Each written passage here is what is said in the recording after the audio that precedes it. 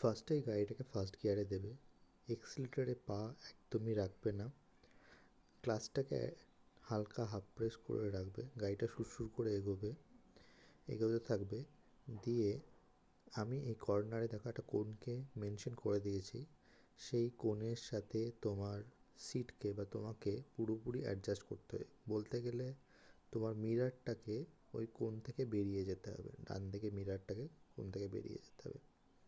তারপর তুমি দরকার হলে একবার দাঁড়াবে, স্টিয়ারিংটাকে পুরো ডান দিকে কাটিয়ে নেবে, কাটিয়ে নিয়ে হালকা হালকা করে ক্লাচটাকে ছাড়বে এবং ব্রেকটাকে পুরোপুরি রিলিজ করবে।